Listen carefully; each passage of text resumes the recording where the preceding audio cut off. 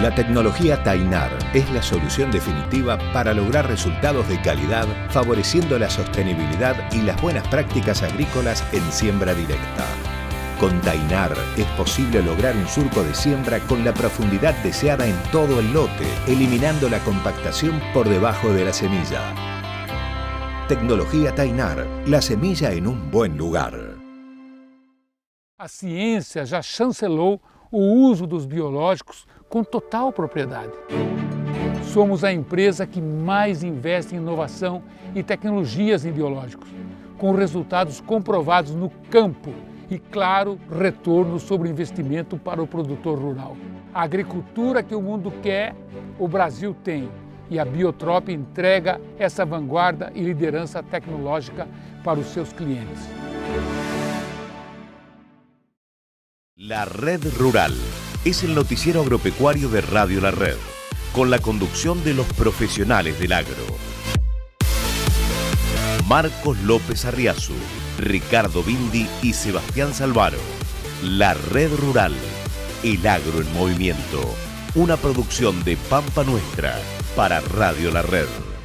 Más de cientos de miles de hectáreas asesoradas, verificadas y ejecutadas en agricultura digital hacen a nuestra verdadera experiencia transmitiendo el conocimiento día a día. Por eso hace más de 20 años nos movemos, experimentamos, creamos e innovamos. Queremos acompañarte a seguir evolucionando juntos. Experta, tecnología AGD. Bueno, gente, buenos días a todos. Muchas gracias por venir y también por la concurrencia. La verdad que sorprendido por la cantidad de personas que veo que están interesadas con el tema, al igual que nosotros.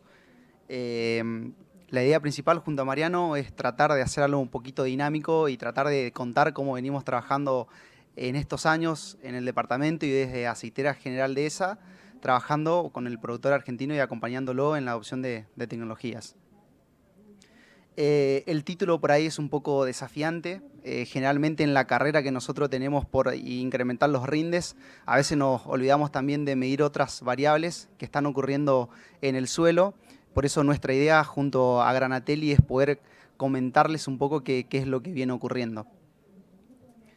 El departamento de experta de AGD hace muchos años viene trabajando en una metodología y un poco para hacer una introducción de los datos que nosotros le vamos a presentar, me parece que es un poco relevante enmarcarlos y encuadrarlos en lo que nosotros vamos a hablar y de cómo recolectamos la información. Nos caracterizamos principalmente por el diagnóstico de suelos, donde generamos muchas capas de medición. El diagnóstico que nosotros hacemos es una caracterización ambiental con electroconductividad aparente a través de un BERIS y después un muestreo intensivo de suelo dirigido, en donde se miden 24 determinaciones, tanto de micro, macronutrientes y algunas cuestiones físicas y cálculos derivados. Eso después surge en una recomendación hacia el productor, que no es una receta, sino es básicamente sentarnos en una mesa, charlar con el productor y ver qué estrategia podemos implementar con ellos. Y sobre todo es poder, de ese análisis que hacemos, chequear qué podemos lograr y qué no. Ahí viene una parte fundamental en la agricultura de precisión, que es la ejecución, el seguimiento que después nosotros hacemos a esos lotes de producción. Y todo esto que nosotros hacemos, y es la información que estamos generando hace 20 años en el departamento, terminan en una base de datos, ¿sí? Esa base de datos que tiene el laboratorio ACLAB, que se encuentra en La Carlota, al sur de Córdoba, es un laboratorio que tiene toda la base de datos y todos los puntos georreferenciados que medimos con las determinaciones de los nutrientes. Y como en nuestro proceso de seguimiento y acompañamiento al productor, nosotros desde que arrancamos, al cabo de 5 años más o menos, 6 años es el promedio, le pedimos al productor, por la metodología que nosotros venimos haciendo, un rechequeo, que es lo que nosotros le denominamos un remuestreo de suelos, que es para ver cuál es la evolución de la práctica que llevamos adelante. Y en el caso que no hicimos ninguna práctica, bueno, ver qué está pasando con el manejo que viene realizando el campo. Y en la última instancia, que es lo que nosotros vamos a mostrar ahora, y un poco la analítica de esos datos, ¿sí? Lo que nosotros vamos a tratar es de profundizar un poco en las regiones de Argentina y tratar de ponerle un número a lo que venimos desarrollando.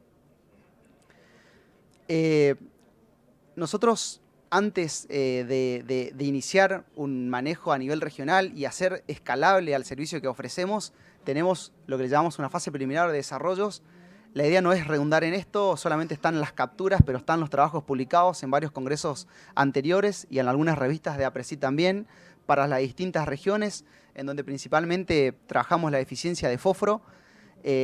Obviamente, si por ahí quieren explorar más, lo pueden ver. Para nosotros por ahí la discusión de si rinde más o rinde menos la práctica ya la hemos mostrado con evidencia años anteriores, entonces hoy nosotros vamos a ver cómo esta metodología que nosotros vamos adaptando localmente la llevamos globalmente para que actúe, ¿no? Estos son los datos que recolectamos a lo largo de 20 años. Los puntos que están en verde son lotes que tienen una primer muestra inicial o un soil M, como nosotros le llamamos. Son lotes que, como verán abajo, esto es un zoom grande, digamos, de todos los datos que tenemos. Son más o menos, es un N en dato, solamente de laboratorio de 150.000 puntos que tienen 24 determinaciones, así que pueden multiplicar tranquilamente para generar más volumen, sumado a todas las capas de información de telemetrías, de aplicación, de rendimiento que generan cada lote. Estas son las regiones que nosotros agrupamos para el análisis. Son regiones en donde AGD tiene presencia. Así que es un poco para después caracterizar los datos que vamos a mostrar. Y esto es cómo se ve un lote con un muestreo intensivo de todos estos datos que nosotros venimos generando. Como verán, hay una gran diversidad de regiones, hay una gran diversidad de productores y para gusto los colores, ¿no? Es decir, que cada productor, cada empresa tiene su manejo y adapta una tecnología o está en una curva de adopción de tecnología distinta a otro tipo de productor. Pero en esta base de datos nosotros teníamos definidos dos clasificaciones que le vamos a llamar un manejo A y un manejo B. En el manejo A, que estos productores son productores tecnológicos porque el hecho de que ya haga un relevamiento de suelo intensivo, de que ya haga una caracterización, es porque es un productor que realmente apuesta a la tecnología. No estamos comparando versus un testigo, ¿no? El manejo A tiene un diagnóstico, eso es un mapa de electroconductividad con los puntos dirigidos arriba, digamos, del mapa. Vemos en este caso un solo nutriente, por ejemplo la variabilidad de lo que es fósforo de ese lote. Después va a ser una nivelación el productor, ¿sí? Nosotros dejamos ensayos. Estas imágenes son justo de los ensayos preliminares que le habíamos mostrado. Son franjas de ensayo de 2 y 0 y es un mapa de fertilización variable al voleo, y es el dato interesante. Sí, todos los datos que vamos a ver acá de fertilización es al voleo. De nivelación de suelos, ¿no? Eventualmente hay regiones que no se aplican, regiones que se aplican, ¿no? Esto es una telemetría de aplicación de lo que le deja la máquina, es súper importante para ver realmente lo que nosotros aplicamos. Y esto es el rendimiento del cultivo. Después del rendimiento, lo que hacemos una vez que nivelamos el suelo a un determinado umbral de respuesta que definimos con el productor, se hace la reposición, ¿no? Porque si no es como que llenamos el vaso, sacamos el agua y después no ponemos nada. Mediante mapa de rinde se hace la reposición. Tenemos otra vez el rendimiento del cultivo y este ciclo, y es lo que la principal característica de este tipo de productor, es que le da continuidad a este tipo de manejo, ¿sí? Es un productor que al cabo de los 4 o 5 años remuestrea, vuelve a ver si mejoró o no, si no mejoró, se evalúa qué cosas hay que mejorar y seguimos. Y en el manejo de productor tipo B también tiene un diagnóstico, por eso le decía que es un productor tecnológico. También hace el mapa de variabilidad, también está la fertilización variable, eventualmente algunos no lo hacen, otros sí, pero generalmente en nuestra base de datos lo hace. Y acá ya empiezan las principales diferencias en la reposición. ¿Qué es lo que ocurre? Que lo puede hacer variable con mapas de rinde o generalmente hace dosis fija, ¿sí? Es decir, no tiene un buen mapa de rendimiento, no puede construir esa reposición, entonces no se complica mucho y hay una dosis de reposición previa a la siembra de 80, 100 kilos o en algunos casos van con arrancadores, ¿sí? Pero no, y la principal diferencia que van a ver ahí es que no es continuo en esto, ¿sí? Es decir, entra, hace el muestreo, pero no le da un proceso de continuidad. Son muchas las razones, no vamos a poner a analizar eso obviamente, pero bueno, son los dos tipos de manejos que vamos a ver en los posteriores análisis. Y ahí empezamos ya a ver los datos a nivel regional, ¿no? Región centro, NOA, núcleo, suroeste, y acá ya empezamos a responder un poco esto del título de la charla. Che, estos manejos, ¿cómo vienen impactando? Y la gran pregunta de esto es la materia orgánica, ¿sí? ¿Qué está pasando con la materia orgánica en las distintas regiones que venimos trabajando con estos tipos de tecnología? Un manejo B, un manejo A. Y por ahí lo más interesante de esto, imagínense, nosotros agarramos la base de datos y empezamos a hacer análisis estadístico para ver, digamos, qué pasaba en estos grupos. Y lo que por ahí más nos llama la atención es que estamos logrando ciertos valores de estabilización, es decir, cada lote, cada campo tiene una historia agrícola, pero cuando nosotros vemos, la mayoría de los campos en el manejo B prácticamente no tuvieron diferencia significativa. Sí, quizás en el manejo A, fíjense, a ver si está el puntito, bueno, no me aparece. Los NS significa que no son diferencias significativas, digamos, o sea, el manejo B prácticamente mantuvo igual. Y en el manejo A sí, en las dos primeras regiones, la región centro y NOA, tuvieron diferencia significativa, pero imagínense, la región NOA, muchos años atrás, nosotros los datos tenemos de hace 20 años, no tenían mucha gramínea en la rotación, ¿sí? Entonces, por ahí también eso trae un poco, arrastra un poco lo que son los datos. Y por ahí todo lo que es la región centro-núcleo tiene un poco más estabilizado lo que es la rotación, ¿no? Entonces, por ahí lo interesante de la materia orgánica es que estos dos tipos de manejos no perdieron, están ahí. ¿Sí? En algunos casos perdieron más, un poquito, pero no significativamente. Y eso por ahí es un dato súper interesante porque generalmente cuando empezamos a hablar de manejo de suelo y variables, siempre los mapas empieza verde y termina en rojo. Siempre hay pérdida, ¿sí? Entonces, por ahí nos da un poco la seguridad de estos tipos de productores, digamos, que apuestan en la tecnología de lograr valor de estabilización. Si miramos lote a lote, después vamos a ver que hay dispersión, ¿no? Pero bueno, en un análisis global esto es lo que está ocurriendo. ¿Y qué pasa con el fósforo? ¿Sí? Un tema súper interesante.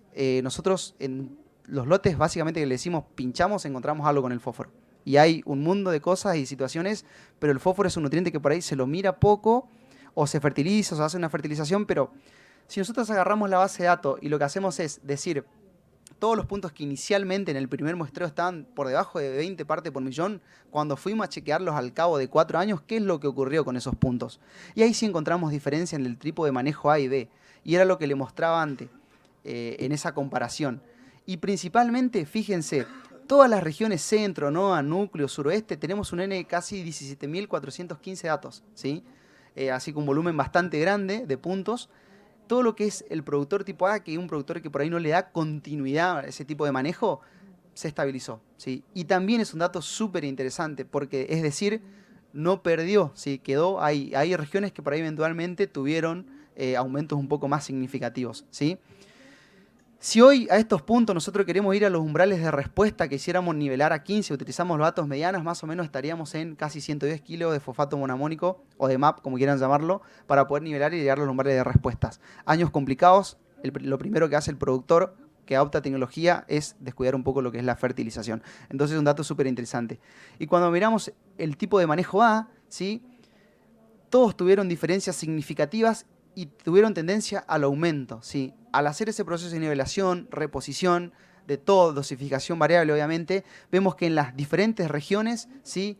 La tendencia fue muy clara al aumento. Todos los valores que están viendo ahí, y es importante remarcarlos, son valores medianas, ¿sí? No promedio de los lotes, ¿sí? Entonces le da también una robustez estadística un poco más interesante al dato.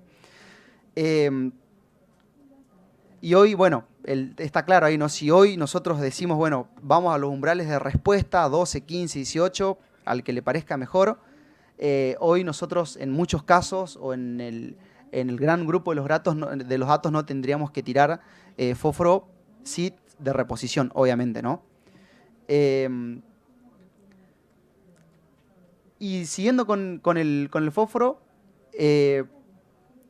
todos los puntos, si estos son los puntos iniciales de fósforo, fíjense la gran cantidad de datos que hay, y esto que está acá en el eje Y son los puntos final. Es decir, la tendencia fue al aumento. Obviamente existe una gran dispersión de puntos, porque nosotros acá deberíamos empezar a agregar variables, manejos, lotes, hacer más microregiones para ver las diferencias, pero cuando ponemos todo ese volumen de datos en una olla, vemos que hay una tendencia al aumento y se arman ciertos clústeres de datos, ¿no? Y si cuando nosotros trabajamos con fósforo empezamos a mirar, y en los últimos años nos empezamos a dar cuenta que la textura juega un papel importante.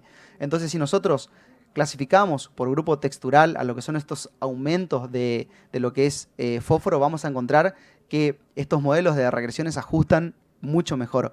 Es decir, esto también habla de nosotros de un cierto y buen manejo, ¿sí?, de lo que es el manejo de fósforo equivalente, es decir, cuántos kilos de fósforo yo tengo que ingresar al sistema para elevar una parte por millón de fósforo. Entonces, nosotros básicamente estamos trabajando entre 4 y 6 kilogramos y eso depende mucho del nivel textural. Marian, si querés continuar. Bueno, buenas tardes, buenos días a todos. Siguiendo un poco con la línea de lo que les comentaba Daniel y focalizando principalmente en lo que es la textura, algo que nos sorprendió y que encontramos en el análisis exploratorio que estamos haciendo de los datos es que principalmente lo que veíamos, aparte de esta influencia de la textura que les explicaba Daniel, es que los grupos texturales que son más sensibles tanto a las pérdidas o a las ganancias de fósforo son aquellos relacionados con mayor contenido de arena, que es algo que lo podemos pensar como lógico, ¿sí? Suelos con menor contenido de arcilla, mirándolo desde el otro lado, son suelos que tienen menos a fijar, o mejor dicho, más a fijar fósforo en el suelo. Por lo tanto, dentro del espectro de datos que nosotros tenemos y dentro de la clasificación que pudimos lograr, aquellos suelos franco-arenosos y aquellos suelos franco-arcillo-arenosos son los que tenían más cantidad de casos o más cantidad de frecuencias de ganar fósforo y perder fósforo. Por lo tanto, quizás son, a la hora de hablar de la distribución a nivel regional y de cada tipo de lote, en aquellos suelos que tienen más contenido de arena es algo a prestarle un poquito más atención, porque si descuidamos un poco la fertilización fosforada, sabemos que hay más probabilidad de que se vengan abajo con esos niveles.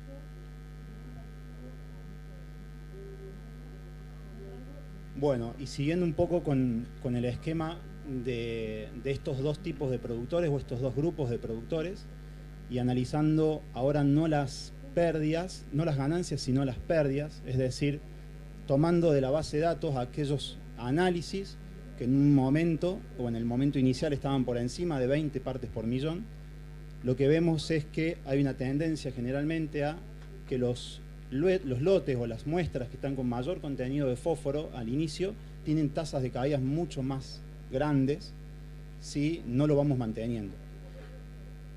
Y eso está un poco explicado en los gráficos que ustedes ven a su izquierda, es decir, en el eje de las Y, en el eje de las X tienen los niveles de fósforo inicial categorizados en 3 grupos, y en el eje de las Y los mismos 3 grupos, pero de fósforo final.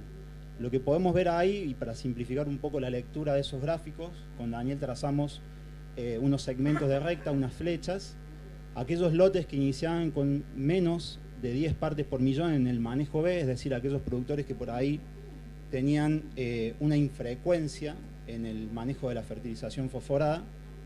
Hoy esos datos, que en un momento eran el 36%, hoy son el 35% luego de un remuestreo.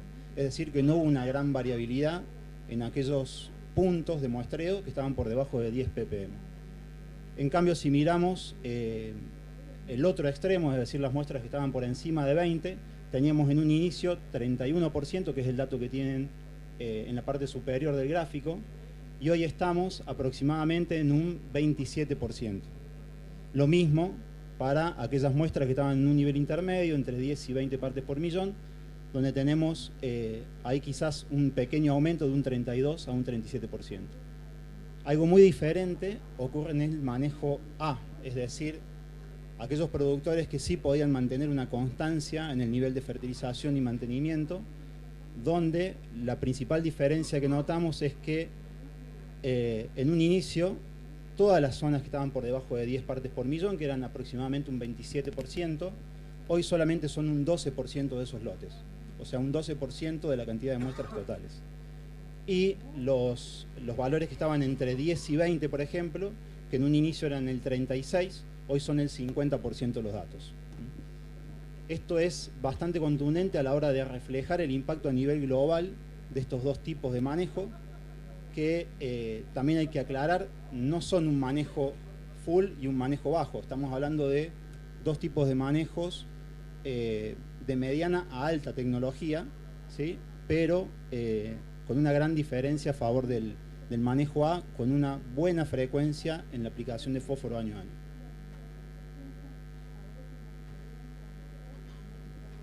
Y esto es un poco para hablar y explicar un poquito la importancia de la precisión en el diagnóstico para poder llegar a esos resultados.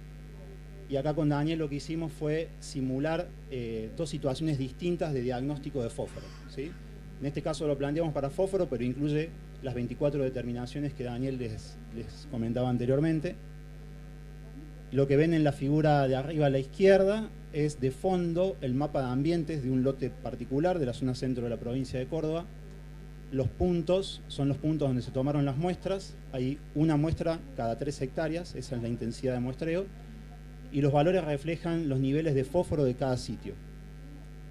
Si nosotros hiciéramos un muestreo un poquito menos intensivo, ¿sí?, pero mejor que una muestra promedio, que es lo que usualmente se hace a nivel país, es el ejemplo que está aquí abajo, y muestreásemos, o en este caso tomásemos el promedio de todos los puntos que caen en cada una de las 3 zonas diferenciadas, la zona verde, el sector de alta productividad, el sector amarillo, el sector intermedio, y el sector rojo, el sector bajo. Lo que nos encontraríamos es con una caracterización de 28 partes por millón en el sector de alta productividad, 7,3 en el sector de baja y 9,1 partes por millón en el sector de media. Y acá la principal cuestión, o acá está el principal dilema, es que ambos diagnósticos nos llevan a hacer recomendaciones totalmente diferentes, ¿sí? En el diagnóstico de abajo, si nosotros prescribimos o hacemos una recomendación por, vamos a llamarlo macroambientes dentro de un lote, en el ambiente verde, en el ambiente de alta productividad, hoy estaríamos tomando la decisión de no fertilizar, por ejemplo. Tenemos un nivel de 28 partes por millón, lo cual está bastante por encima de los umbrales de respuesta. Pero si nos ponemos a ver el detalle, a desglosar un poco en la imagen superior, vemos que hay algunos sitios particulares del lote con 76 partes por millón de fósforo y tenemos casos extremos con 9 partes por millón dentro del mismo ambiente. Entonces, para reforzar un poco más lo que les veníamos comentando anteriormente, para lograr esos resultados y poder explorar esas respuestas, es necesario partir de un diagnóstico lo más preciso posible. En el gráfico de la derecha lo que ven son las diferencias en kilos que hubiéramos tenido si hubiéramos aplicado una prescripción realizada con el diagnóstico que está aquí en la imagen inferior. Es decir, tendríamos puntos o sitios donde, donde ustedes pueden ver los valores en cero, son sitios donde hubiéramos acertado con las recomendaciones, es decir, no fertilizar desde un principio, y otros sitios donde quizá tenemos excesos o déficit en esa recomendación. Y el mejor reflejo de esto está en el cuadro, donde ahí pueden ver las estadísticas. Esa recomendación hecha en base a esta ambientación de aquí abajo nos daría puntos negativos de menos casi 160 kilos y otros puntos máximos donde nos estaríamos excediendo la dosis en 194 kilos de lo necesario. Eso nos da un desvío, para tener una idea más global, de 65 kilos por hectárea, ¿sí? Es decir, estaríamos errando en la dosificación y en la recomendación en 65 kilos de fósforo o de fertilizante, en este caso, por hectárea.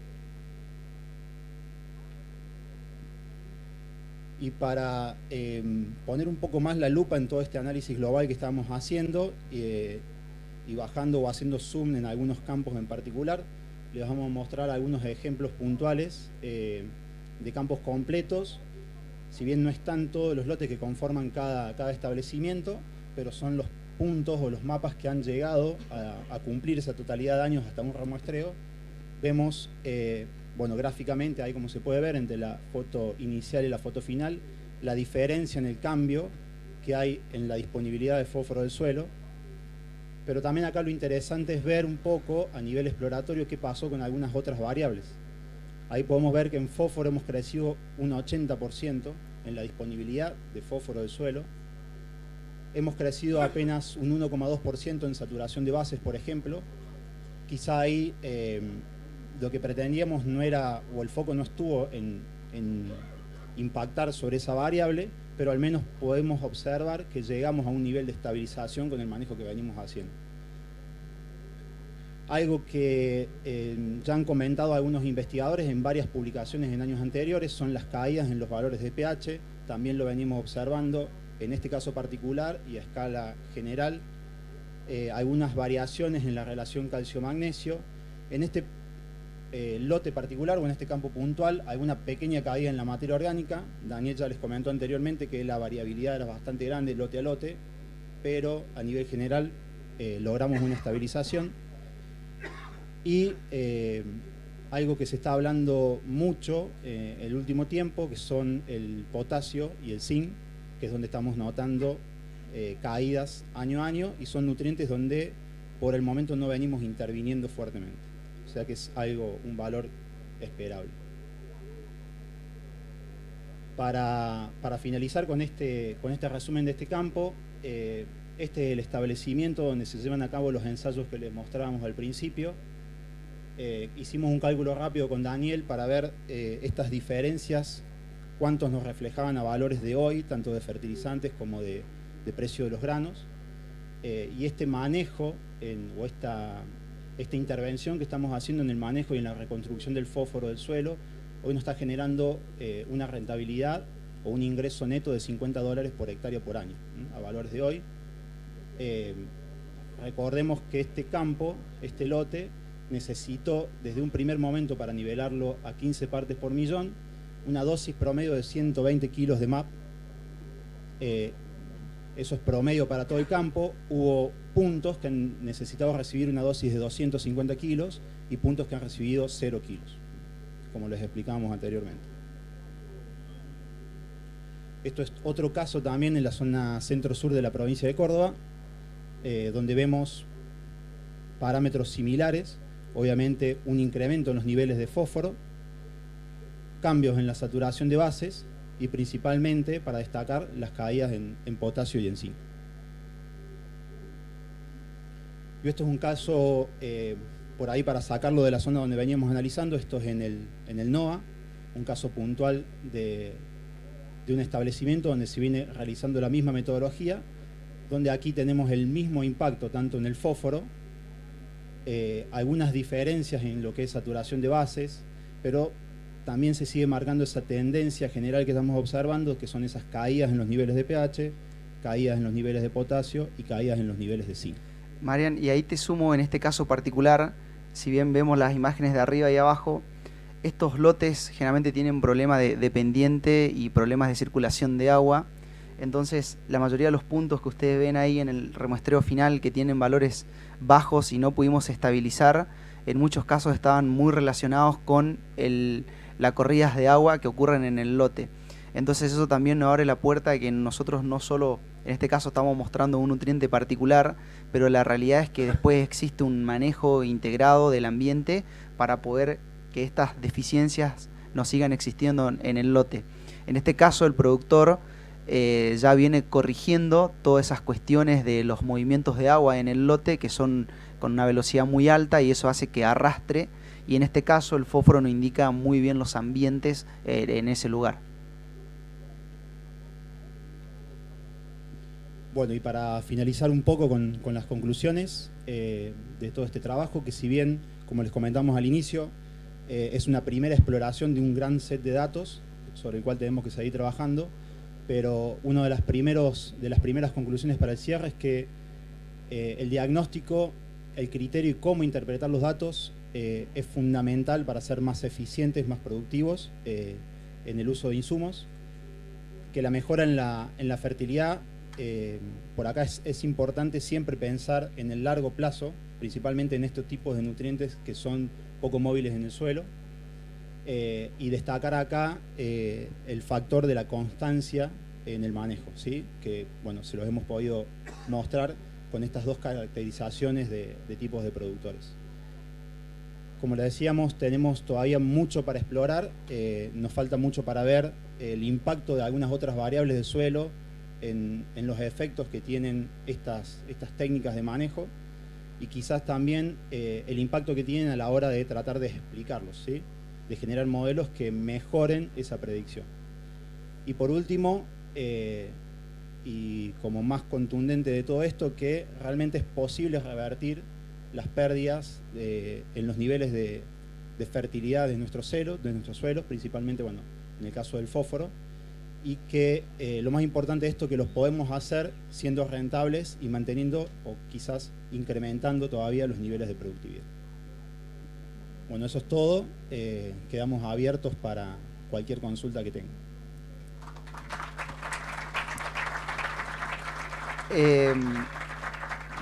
Mariano le puede acercar el micrófono si tienen algunas preguntas. La idea es que si no entendieron algo del proceso, nosotros por ahí asumimos muchas cosas de sobreentendido de entrada, sobre todo en lo que es diagnóstico. Ahí tenés, Mariano, una pregunta.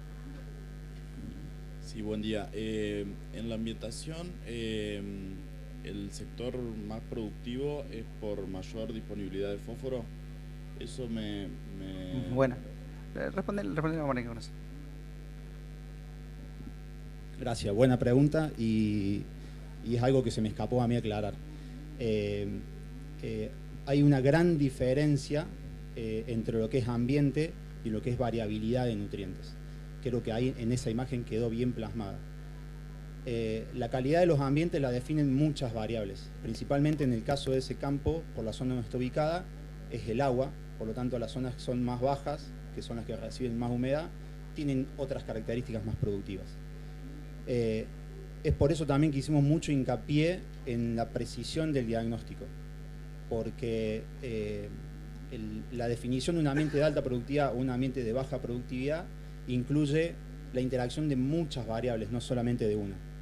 Y la distribución o la dispersión de los nutrientes en el lote también influyen muchas otras variables, como es el movimiento del agua, la degradación, la escorrentía y también las tasas de extracción en los distintos sitios. Es por eso que en la mayoría de los casos, o en muchos casos, el mapa ambiental es muy diferente al mapa de variabilidad de cada nutriente. Y eso solamente lo podemos detectar si al diagnóstico lo hacemos con precisión, es decir, con intensidad.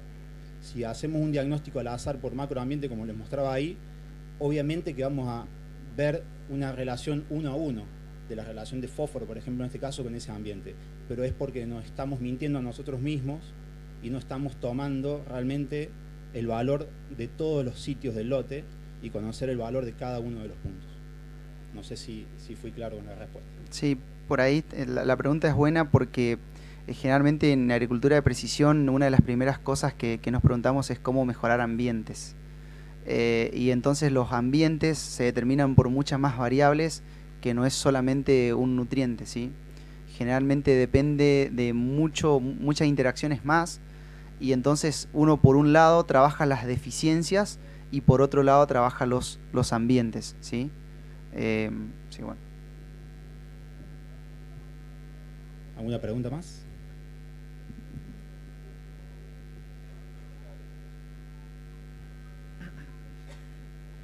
Cuando decías del remuestreo, una vez que iniciaste el proceso en un planteo de 50-50 rotación en el centro de Córdoba, ¿a los cuántos años pensás que puede ser o lo recomendable? Y el tema del pH, para evitar la bajada de ese pH, ¿cómo lo podés manejar? ¿O qué límite sería que hay que tomar? Sí, con respecto a la primera pregunta, se me fue la primera pregunta de los remuestreos, perdón. Estaba pensando más en la segunda que en la primera. Nosotros en la línea de trabajo el mínimo de tiempo que utilizamos son 4 años. ¿Sí? Eventualmente puede ser 5, ya no irse más. Sobre todo para lo que creemos que es un tiempo prudente cuando laburamos lo que es nutriente poco móvil como el fósforo, ¿sí? Entonces, al cabo de esa cantidad de años, creemos nosotros que ya podemos observar respuestas en lo que venimos haciendo. Por ahí, generalmente existen casos en donde cuando vos... En realidad también la frecuencia depende mucho cuál fue tu diagnóstico inicial. Es como, a ver, te vas al médico y si estás mal y te vas a tener que ir más seguido al médico, digamos, o sea, algo está pasando. Pero si estás bien y no hay nada y te hiciste un chequeo, bueno, quizás puedes esperar un tiempo más para ir y hacerle el rechequeo de los puntos. Y hay veces que, no en todos los casos, pero ocurre, sobre todo en las regiones por ahí que son más nuevas, como en NEA o regiones que recién son de habilitación, que hay... Todavía no están estabilizados los valores, entonces hace mucho ruido, hay mucha variación, puede esperar un tiempo más. Pero lo prudente son 4 años para hacerlo y bueno, y eventualmente si venís trabajando con fósforo es la fecha recomendable. Y bueno, eso después también lleva que año a año, si estás trabajando en nitrógeno, haciendo variable de nitrógeno, tenés que hacerlo antes de la siembra, digamos, en el caso de maíz, porque necesitas. Y con respecto al segundo punto, te dejo, Marian, para que quieras responderle pH. Bueno, sí, lo de pH es algo general que lo venimos viendo. Naturalmente hay muchos investigadores que vienen trabajando en el tema y como respuestas genéricas generalmente se debe a la pérdida de bases. Nosotros por ahí mostramos algunos datos parecidos. Acá lo importante no es asustarse porque hay una pérdida, sino es ir monitoreándolo año a año con estos remuestreos y ver cuándo se arrima o se está acercando a los valores críticos. Hoy un valor crítico, o por lo menos nosotros empezamos a afinar un poco el lápiz o el ojo cuando empezamos a ver valores de pH ya cercanos a 5.5. De todas formas, no es una variable que se tiene que ver sola, hay que verla en conjunto con otras. Hay que verla principalmente en conjunto con las bases. ¿Qué pasa con el calcio? ¿Qué pasa con el magnesio? ¿Cómo se vienen moviendo esas bases? Porque son parte del sodio, son parte o nutrientes que explican esos cambios en el pH. Y o también alguno de los responsables. Sí, y sumado a lo que dice Marian, algo que nosotros mostrábamos recién ahí, sobre todo de las bases que nosotros no intervenimos, como potasio, magnesio, en línea general estamos viendo tasas de caída, ¿sí? Entonces es prestar un poco atención y nosotros ya estamos viendo qué metodologías de empezar a desarrollar para trabajar lo que son esos nutrientes. Nosotros por ahí esto lo vamos continuamente, el proceso se va aceitando y se van agregando muchas cosas para ver. Inicialmente veíamos fósforo y hoy empezamos a ver un montón de otros nutrientes que nos empiezan también a preocupar. ¿Alguno más? Si no quieren por micrófono pueden levantar la mano nomás y hacer la pregunta desde donde están. Bien. No, me parece interesante y por ahí sumo yo, nadie preguntó rendimiento. Me parece que eso está bueno, porque generalmente la primera pregunta que vamos, che, ¿y cómo va el rinde con esto? Son inversiones que se hacen. Siempre cuando piensen, sobre todo nutrientes que son poco móviles, consejo, piensen en la rotación, ¿sí? El fósforo, cuando uno fertiliza, solamente el 20-35% está disponible en el primer año y después existe un efecto residual hasta que se incorpore y se acomode. Y eso es algo general para las fuentes que se utilicen, sobre todo las más comunes, super triple, super simple, monamónico. Entonces, si van a trabajar con ese nutriente, piensen un poco más en la rotación, esa en una carrera un poco más a largo plazo. Por ahí la inconstancia de lo que es la parte económica lleva a que uno entre y salga, pero piénsenlo así. Y por ahí, para explorar un poco más en lo que es rendimiento, vean esas publicaciones. Para nosotros es una discusión bastante superada de cómo impactan en el rendimiento de los cultivos, y por eso el concepto era ver de cómo de algo muy local, muy chico, nosotros después lo llevamos a escala y empezamos a ofrecerle resultados a los productores, que en definitiva son ellos los que ponen la plata para que esto se lleve adelante y vean los resultados. Ahí tienen.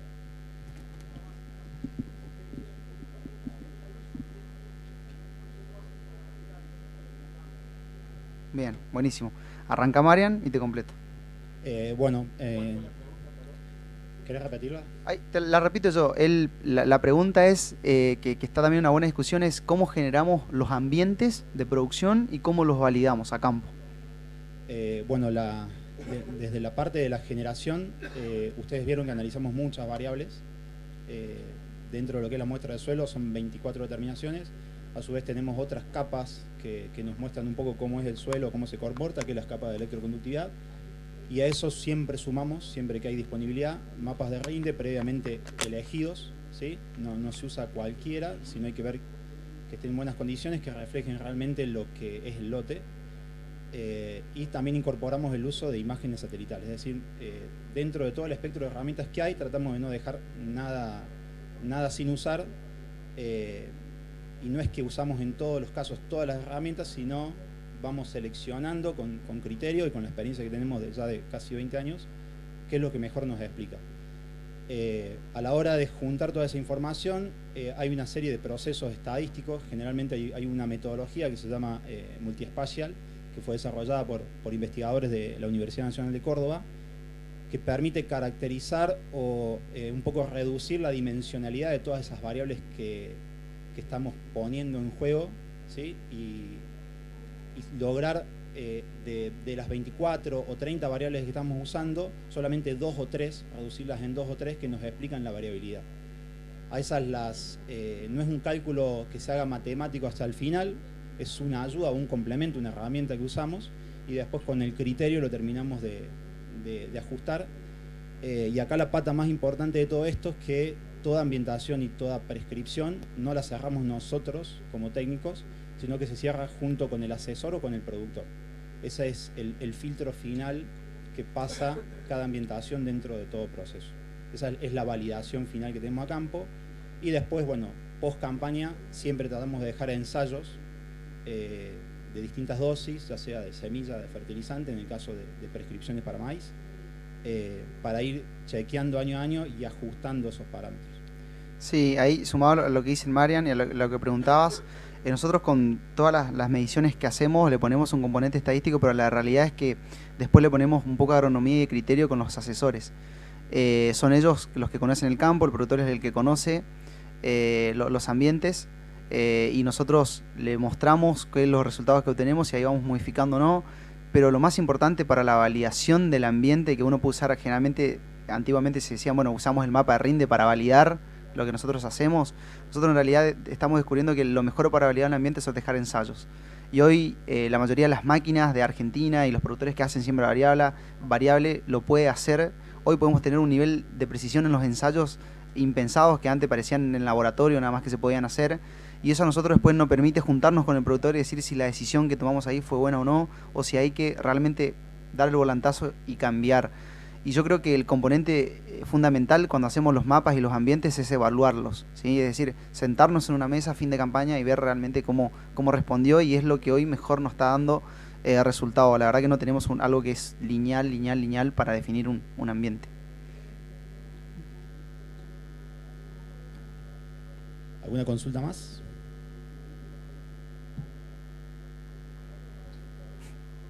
Bueno, muchísimas gracias. Muchísimas gracias a todos.